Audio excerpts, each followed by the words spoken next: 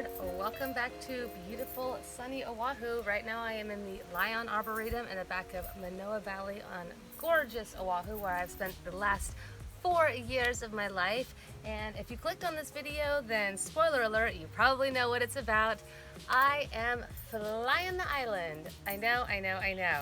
But before you go and type in a million reasons in the comments why I should stay, I have given this a lot of thought. Like, I've really been kicking this around for almost a year now. And my initial plan on coming to the island was to stay for about 2 to 5 years. So to stay for 4 years is like kind of right on track. So anyways, sit back, enjoy the video. I'm going to tell you lots of reasons why I love Hawaii and lots of reasons why I'm starting to feel a little bit stifled as an artist out here. It is an incredible place. Day to day, my life is fantastic, but you know, your girl's into the big goals. She's into the big pictures. She's into the big thoughts, big ideas, big dreams, and you gotta go where those dreams can happen. So anyways, enjoy the video, enjoy the scenery, and I'm gonna enjoy my last few weeks out here. Thanks, guys. Oh yeah, make sure you hit that subscribe button because I have got so many adventures planned. You don't even know. Like, I am not going back to the mainland to sit on my duff. I have got a lot of stuff already planned. I'm gonna be doing like partial van life and doing a lot of traveling and exploring. So you better hit that subscribe button because although I won't be in Hawaii, I mean, I'll come back and visit. I will be lots of other places. So the adventure never ends. Mwah, mwah. I love you guys. Thank you for always being here.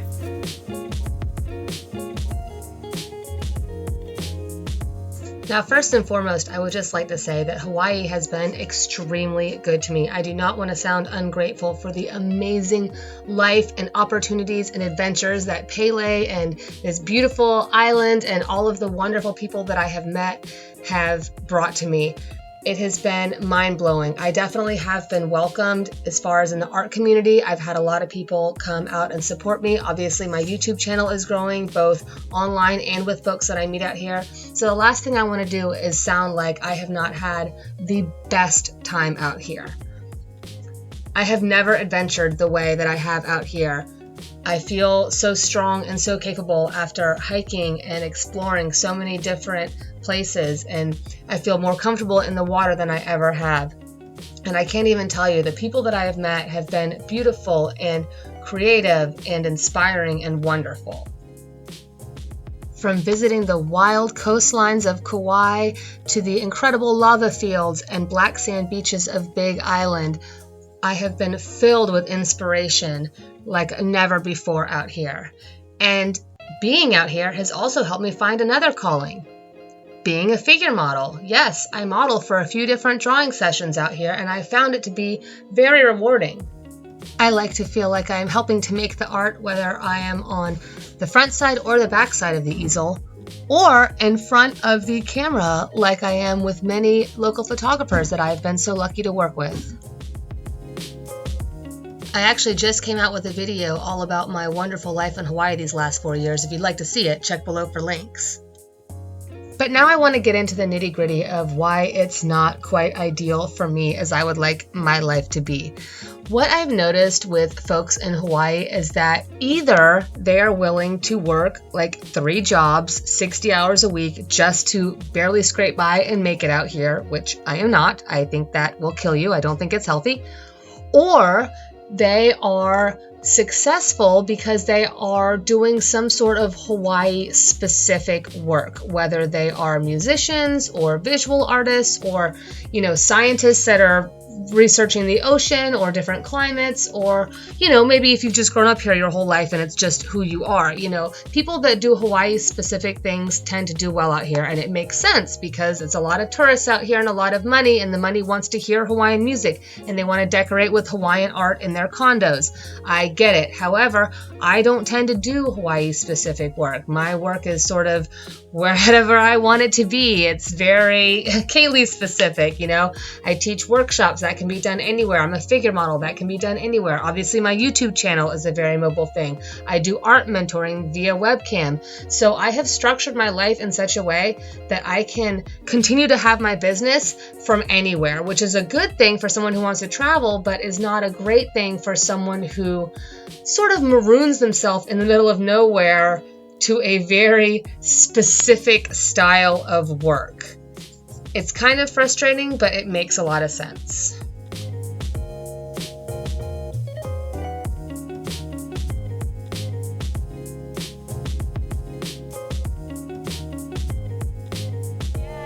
I know. The thought of giving this up, you know, this beach park is about a 20-minute drive from my house, and there's beaches that are closer, but I just like this one, and there's one 5 minutes up the road that I like even better, you know, to have literally like world-class beaches all within like 30 minutes drive of your house, you know. I mean, it's not an easy decision, and I know you're probably thinking, wait, didn't I just see you in a video like a few weeks ago sitting right there at that same spot talking about how great it is?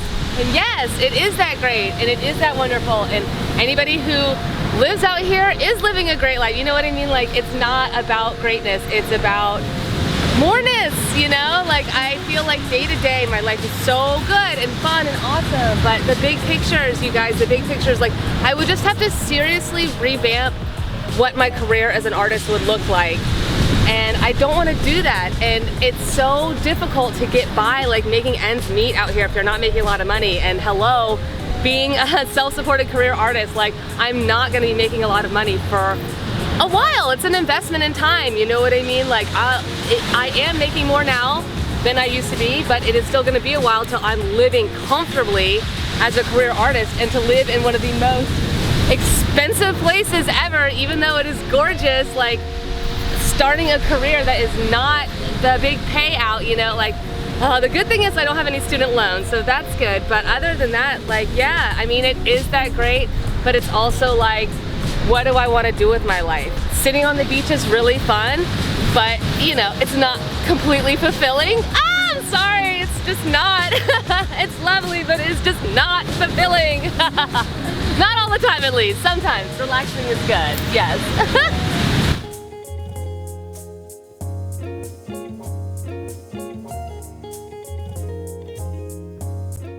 Okay, so I'm not even gonna lie. Besides the amazing friends that I've made out here, hiking is pretty much like 1 through 10 of the things that I'm gonna miss the most. I mean, to be able to leave my house, charge up a crazy ridgeline, and be at a view like this in less than 3 hours, I mean, it's unbelievable. You know, these hikes, there's dozens of hikes that start less than like 20, 25 minutes from my house. And literally, I can just, you know, run up the side of a mountain and come here and be in love with the world in like no time, you know? It's unbelievable, like literally. And the thing about hiking here is not only are the views and everything amazing, but there's nothing to get you. There's no spiders, there's no snakes in Hawaii. There's no snakes, there's no snakes, there's no poisonous spiders, there's no like mountain lions or orangutans or bears or like anything crazy out here to get you, like nothing, like literally, like look at me, look what I hike in. Nothing, I don't have to worry about anything. Sometimes a little tea tree for some mosquitoes and that's it. Like, it's incredible. Now, don't get me wrong, there are some very precarious and dangerous hikes, and I don't go on the scariest ones where I think I'm gonna die, but like, you know, like there's not many places you can literally put on your headphones and be like deaf to the world and go out wearing half an outfit and just charge right through. There's no ticks, like there's nothing to get you. You just go, it's amazing.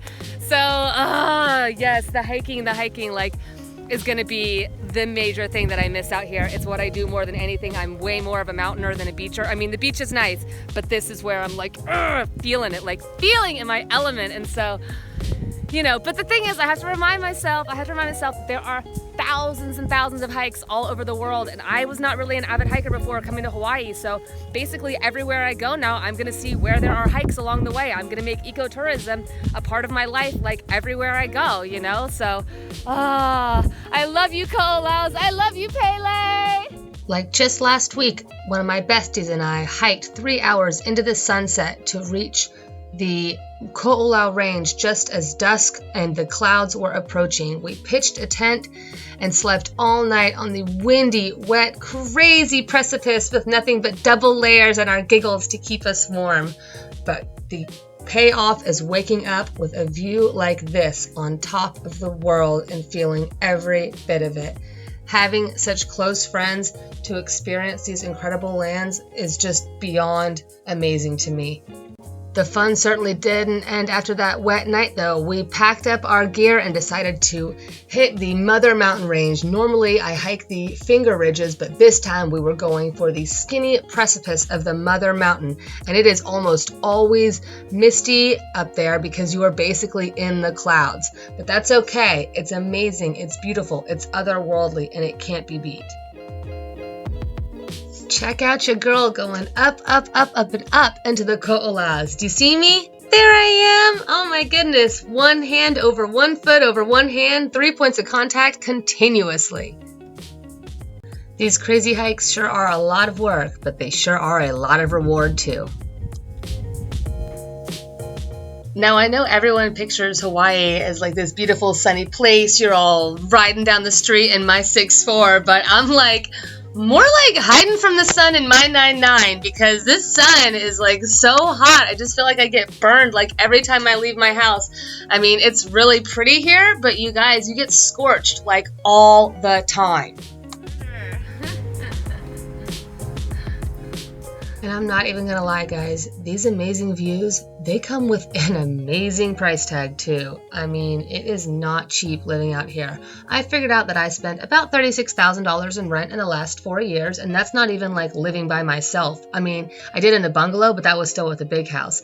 Plus, gas, groceries, a lot of home goods, like just about everything is about 20, sometimes 25% more out here, just flat across the board. And oh, if you want to travel, hike on a couple of $100 extra for any flight you want to take too.